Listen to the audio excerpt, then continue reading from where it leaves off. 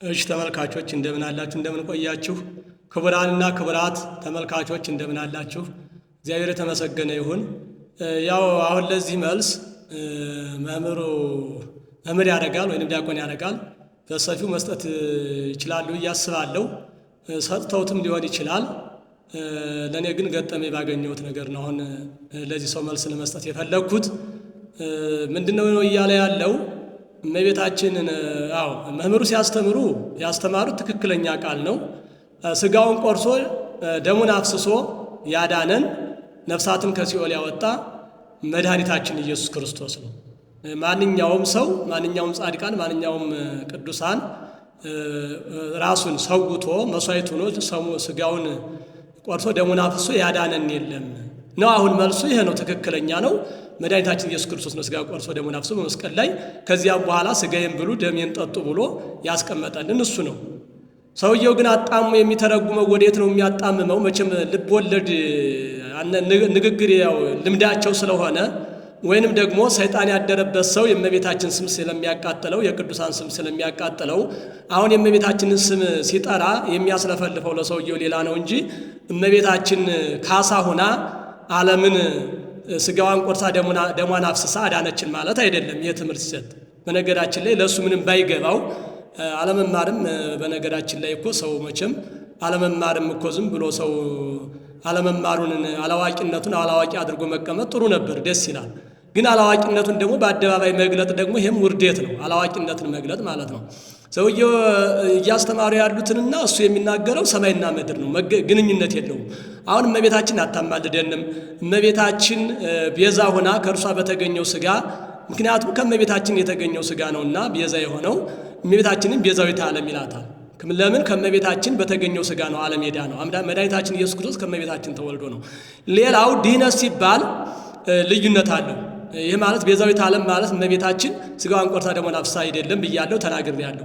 ቤዛዊተ ዓለም ያሰኛት ከእሷ በተነሳው በተዋህደው ስጋ መድኃኒታችን ኢየሱስ ክርስቶስ ስላዳነን ነው። ሌላው ድህነት ሲባል ደግሞ ድህነት በሁለት አይነት ይታያል። ስጋዊ ድህነትና የነፍስ ድህነት ወይንም መንፈሳዊ ድህነት አለ። ስጋዊ ድህነት በራሱ በዘመናችንም ዶክተሮች አሉ፣ ባለመድኃኒቶች አሉ፣ ያድናሉ። ይሄ ሁሉ አሁን እነሱ ነፍስ አዳኑ ማለት አይደለም። የሚያደርጉት የነፍስ ማዳን አይደለም። እንደሱ አስተሳሰብ ከሆነ አሁን በስጋ የሚያድኑትም ሰዎች ወይንም እንደ ፈጣሪ ናቸው ሊሎ ያስብ ይሆን? ወይንም ደግሞ ድህነት ክርስቶስ ኢየሱስ ክርስቶስ ብቻ ነው እነሱ በስጋ ማዳን አይችሉም ሊሆን ይሆን? እንጃ ምን አይነት ቋንቋ እንደሚናገር ቋንቋ አይገባኝም። ሆኖም ግን ድህነት በስጋዊ ድህነት አለ። በአማላጅነት ደግሞ አማልደው ደግሞ መድኃኒታችን ኢየሱስ ክርስቶስ ይቅርታው ቸርነቱ በወዳጆቹ ላይ ስለሚገለጥ በቸርነቱ በወዳጆች ላይ ስለሚገልጥ ቃል ኪዳንም ስለሰጣቸው በእነሱ ላይ ለመግለጥ ይህንን ስራ እመቤታችን ድንግል ማርያም በአማላጅነቷ ነፍሳትን ከሲኦል አውጥታለች። ትክክል ነው። አማላጅነቷ ተአምረ ማርያም ብሎ የምን ትምህርት ብሎታል? ጋኔን እሱ ነው። በነገራችን ላይ ጋኔን ያደረበት ሰው ነው ጋኔን እየጠራ የሚያስለፈልፈው። ለምን? እመቤታችንን አጋንንት ያደረበት ሰው ስለምታቃጥለው እያቃጠለው ነው እንጂ ነሐሴም ኪዳነ ምሕረት ብሎ ይጥራ ማን ነው? ነሐሴም የሚበላው ጥር 21 የሚበል የሚነገረው የእመቤታችን ተአምር እርሷ ስጋዋን ቆርሳ ደሟን አፍሳ እንዳዳነች ሳይሆን በእርሷ አማላጅነት ነፍሳት ከሲኦል እንደወጡ ነው የሚናገረው። ነፍሳት ከሲኦል እንደወጡ ይሄ ማለት ነፍሳትን ከሲኦል አወጣች ድንግል ማርያም በአማላጅነቷ ልጇን ጠየቀ። ልጇ ደግሞ ርኅሩኅ አምላክ ነውና መድኃኔዓለም ይቅር አለላት። ስለዚህ በዚህ ተአምራቷ በዚህ አዳኝነቷ ይነገርላታል። አዳኝነቷ ምን ብላ አማልዳ መድኃኒታችን ኢየሱስ ክርስቶስ እንዲያድንላት አማልዳለች። ነፍሳት ከሲኦል ወጥተዋል። ይህ ተአምራቷ ይነገርላታል። አሁንም ቢሆን እመቤታችን በአማላጅነቷ ታድነናለች። ለዚህም ሰውየው መጽሐፍ ቅዱስ እያለ በሚለፈልፈው ውስጥ እጠቅስለታለሁ። እኔ ሁላችሁም ለመረጃነት ስሙት፣ መልእክቱንም በበለጠ አድርሱት። ምሳሌ ማን ልጥቀስላችሁ? ዘጸአት 32 ላይ ተመልከቱ። ምዕራፍ 32 ቁጥር 32 ላይ እንዲህ የሚል ቃል እናገኛለን። እምትስዮሙ ለእሉ ሕዝብከ አላ ጠስየኒ መጽሐፈ ሕይወትከ ጠስየኒ መጽሐፈ ሙሴ የእስራኤል ጠባቂ ነው። እንደ አምላክ ያመልኩት ነበረ፣ ይጠብቃቸዋል። መድኃኒታችን ኢየሱስ ክርስቶስ እነሱ ከትእዛዝ ተላልፈው መድኃኒታችን ኢየሱስ ክርስቶስ እግዚአብሔር ሊፈርድባቸው ባለ ጊዜ እነሱን ፈርደህ ከምታጠፋቸው እኔን አጥፋኝ፣ ከደብዳቤ ፋቀኝ፣ ከልቡና አውጣኝ ብሏል ሙሴ።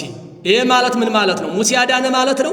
እንዲያድንለት ለመናቸው እነሱን ማለት ነው። ፈጣሪውን ለመነ ማለት ነው። አማላጅነቱም በዚህ ይገለጣል። በዚህን ሰዓት እግዚአብሔር ይቅር አለለት፣ ከሥጋዊ መቅሰፍት ዳኑ ማለት ነው። ከሥጋ መቅሰፍት ዳኑ በማን አማላጅነት?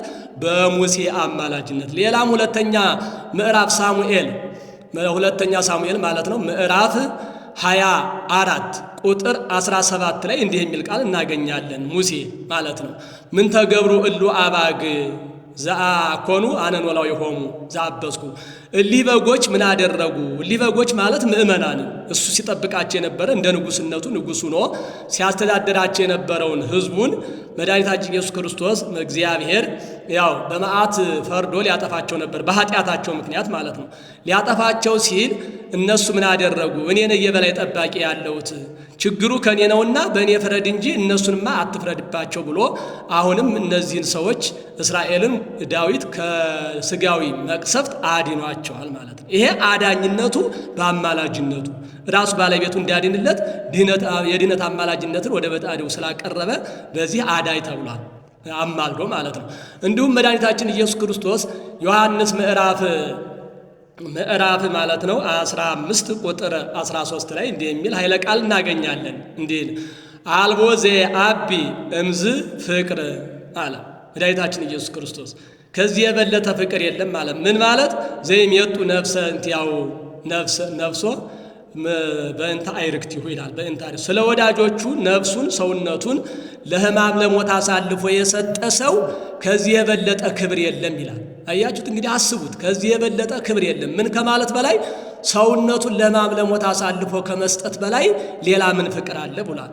አሁን እነዚህ ሰዎች ሰውነታቸውን ስለ ወዳጃቸው አሳልፈው ሲሰጡ እነሱ የነፍስ ድነት አዳኑ ማለት ነው ወይንስ አምላክ ናቸው ሊባሉ ነው?